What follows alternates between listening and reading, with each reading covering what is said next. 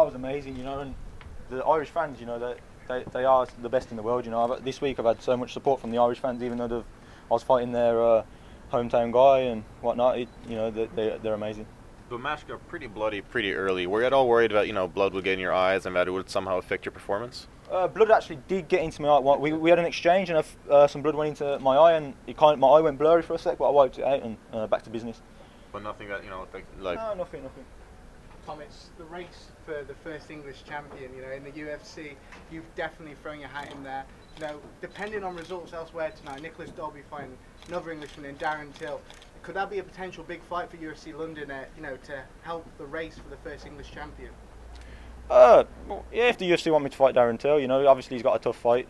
You know, I think the UFC will probably go down the route of, you know, the English fighters versus the rest of the world, and you know, I think at the moment I'd rather fight a guy from outside of England just for the fact that you know, I'd only like to, because they're my fellow countrymen, and I'd like to fight an Englishman. Say if he was up there when I'm closer to the top, you know, I'm still only my second fight in the UFC. But if they said that it was Darren Till, I would never say no. You know, I'm confident against anyone. Have you got anyone else in mind?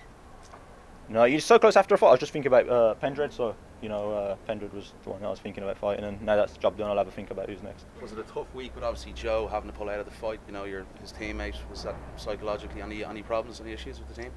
Yeah, I was very disappointed for Joe. You know, he's worked so hard. You know, especially for it to be the last day of training camp. You know, he trained all the way through. You know, and I was very disappointed for him. But you know, I got to stay focused on my fight. You know, it was a big fight for me. This was.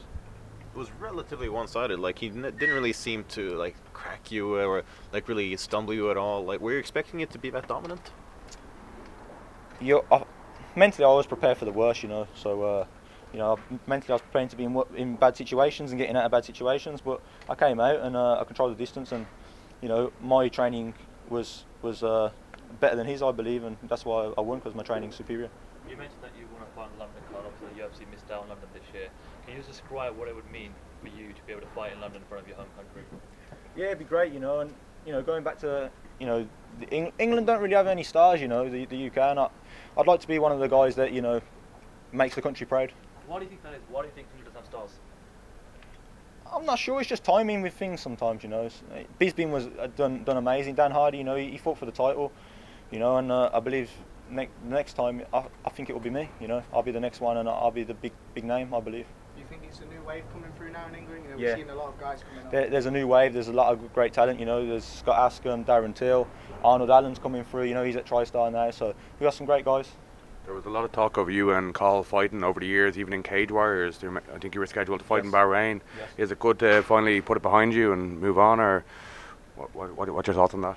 Yes, definitely. It's good to put it behind me, and you know, I think the way I've done it as well, he doesn't get stopped. You know, he's got a great chin, and I went out there and I took him out in the first round. So I think that was impressive.